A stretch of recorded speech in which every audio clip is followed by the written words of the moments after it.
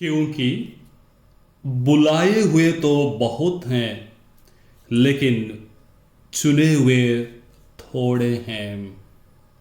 संत मत्ती का सुसमाचार अध्याय 22 पद संख्या 14।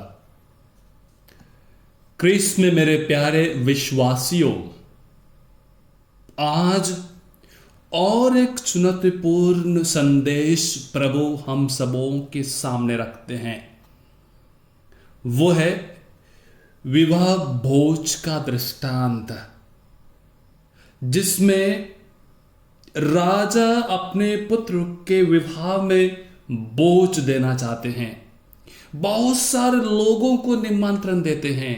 सबसे पहले अपने रिश्तेदारों को, दोस्तों को, सगे संबंधियों को, जानने वालों को, सबको निमंत्रण देते हैं। लेकिन जब भोज का समय आया, ये कोई भी उस भोज में सम्मिलित नहीं होते हैं। तब प्रभु क्या करते हैं? वो राजा क्या करते हैं? राजा सेवकों से कहते हैं, भोज तैयारी है, लेकिन इसके जो योग्य थे वो नहीं आए हैं।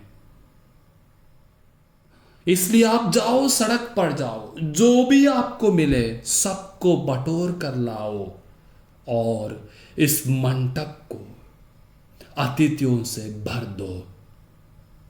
क्रिस्त में मेरे प्यारे भाई तथा बहनों, मैंने शुरुआत में कहा यह संदेश एक चुनौतीपूर्ण है। क्यों चुनौतीपूर्ण? प्रभु ने आपको भी मुझे भी बुलावा दिया है। कभी कभी हम बहुत संतुष्ट होते होंगे, प्रभु ने हमें चुना है, हम प्रभु के अनुयायी हैं, हम प्रभु के भक्त हैं। शायद ही हम गलत हैं। प्रभु के अनुयायी, प्रभु के भक्त, प्रभु के चुने हुए प्रजा तभी बनेंगे जब हम प्रभु के योग्य ठहरेंगे। प्रभु के योग्य ठहरेंगे, यानी प्रभु के गुणों को हमारे जीवन में हम लोग लागू करते हैं। प्रभु ने बहुत सारे गुण हमारे सामने रखे हैं, बहुत सारे अच्छे आदतों को हमारे सामने रखे हैं, और इन सबों को हमारे जीवन में लागू करने के लिए प्रभु हमें हर दिन न्योता, हर दिन निमंत्रण भेजते हैं। लेकिन क्या उस निमंत्रण को स्वीकार करते हम? क्या हम न्योता को अपने जीवन में ग्रहण करने के लिए कोशिश करते हैं, या उन अतिथियों के सम्मान राजा का बोझ में सम्मिलित ना होते हैं, अपने जीवन में व्यस्त रहते हो लोग?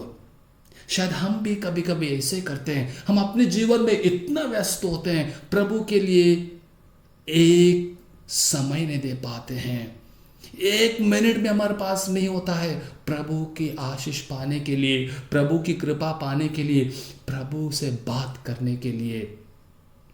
आजकल ऑनलाइन इतनी प्रार्थना सभाएं होते हैं, इतनी प्रार्थना सभाएं होते हैं कि हमारे पास कुछ समय मिलता है? हम प्रतिदिन प्रभु का वचन को आपको सुनाते हैं। प्रभु का वचन इस माध्यम के द्वारा आपके पास पहुंचता है, आई ट्रस्ट माध्यम के द्वारा आपके पास पहुंचता है। लेकिन हम लोगों में से कितने लोग ऐसे हैं 2 मिनट, 3 मिनट या 5 मिनट निकलकर उस प्रभु का वचन को सुनने के लिए कोशिश करते हैं? प्रिय भाई तथा बहनों, निमंत्रण तो हमें दिया जाता है, निमंत्रण तो हमें दिया जाता है, लेकिन उस निमंत्रण को स्वीकारना और अस्वीकारना वो हमारे ऊपर है, क्योंकि प्रभु ने आजादी हमें दी है। तो हमें अपने आप को पूछना है आज का दिन, क्या मैं प्रभु का निमंत्रण को स्वीकार करता हूं? क्या मैं प्रभु के शिष्य पुकारने के लिए योग्य हूं? या अपने आप को पूछ कर देखें। आमीन।